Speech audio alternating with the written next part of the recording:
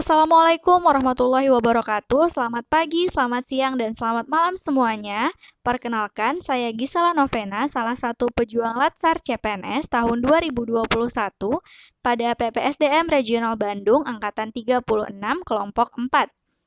Pada video ini, saya akan membagikan informasi mengenai wawasan kebangsaan dan nilai-nilai bela negara.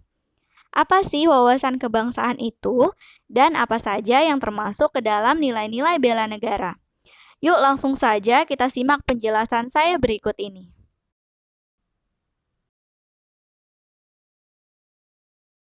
Baik, kita mulai. Yang pertama adalah definisi dari wawasan kebangsaan.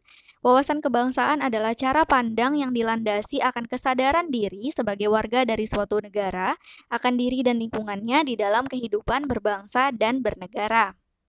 Sebagai warga negara Indonesia, kita harus tahu tentang sejarah bangsa kita. Nah, dalam sejarah pergerakan kebangsaan Indonesia ada 5 poin nih. Yang pertama adalah Budi Utomo. Para pemuda Sekolah Dokter Jawa di Stovia mengadakan rapat kecil pada tanggal 20 Mei 1908 di Jakarta. Kemudian ada Perhimpunan Indonesia yang didirikan oleh mahasiswa Indonesia di Belanda. Kemudian yang ketiga ada Kongres Pemuda 1 pada tanggal 30 April 1926 di Jakarta yang dihadiri oleh wakil dari organisasi yang ada pada saat itu. Kemudian setelah Kongres Pemuda 1 ada Kongres Pemuda 2 pada tanggal 27 sampai 28 Oktober 1928. Nah, pada saat inilah lagu Kebangsaan Indonesia Raya pertama kali diperdengarkan, namun hanya secara instrumen dan tanpa syair. Kemudian yang kelima adalah BPUPKI atau Badan Penyelidik Usaha Persiapan Kemerdekaan Indonesia yang diresmikan pada tanggal 29 April 1945. Kemudian yang kelima adalah PPKI. Pada tanggal 7 Agustus 1945, BPUPKI dibubarkan dan dibentuklah PPKI oleh Insinyur Soekarno.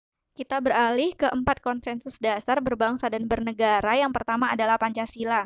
Pancasila pertama kali disampaikan secara sistematik oleh Insinyur Soekarno pada tanggal 1 Juni 1945. Nah, Pancasila ini berfungsi sebagai landasan bangsa dan negara, ideologi nasional, pandangan hidup bangsa, perekat dan pemersatu bangsa, serta wawasan pokok bangsa dalam mencapai cita-cita nasional.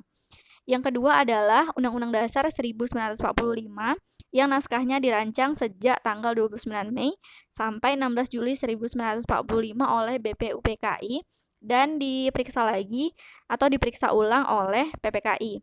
Kemudian yang ketiga adalah Bhinneka Tunggal Ika. Memiliki makna berbeda-beda tetapi tetap satu jua.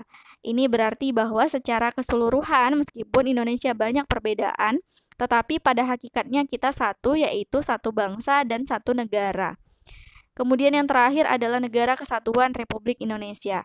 Sejak tanggal 17 Agustus 1945, Indonesia berhasil mendirikan suatu negara sekaligus menyatakan kepada dunia dan bangsa lain bahwa sejak saat itu telah ada negara baru, yaitu Negara Kesatuan Republik Indonesia. Setiap negara memiliki identitas negaranya masing-masing. Nah, identitas negara Indonesia yang pertama adalah bendera, disebut dengan sang merah putih.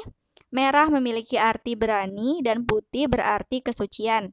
Kemudian yang kedua adalah bahasa. Bahasa resmi negara Indonesia adalah bahasa Indonesia yang diikrarkan dalam Sumpah Pemuda. Kemudian yang ketiga adalah lambang. Lambang negara Indonesia adalah Garuda Pancasila dengan semboyan Bhinneka Tunggal Ika. Kemudian yang keempat, lagu kebangsaan negara Indonesia adalah lagu Indonesia Raya yang diciptakan oleh W.R. Supratman.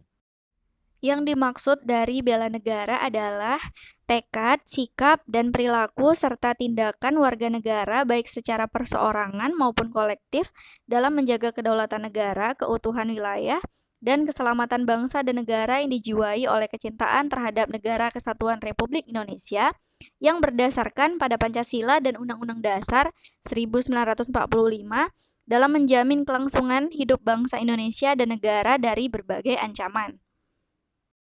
berdasarkan Undang-Undang Nomor 23 Tahun 2019 tentang Pengelolaan Sumber Daya Nasional untuk Pertahanan Negara Pasal 7 Ayat 3, bahwa nilai bela negara ada 5, yaitu 1. Cinta tanah air, 2. Kesadaran berbangsa dan bernegara, 3. Setia pada Pancasila sebagai ideologi negara, yang keempat rela berkorban untuk negara, yang kelima adalah kemampuan awal bela negara.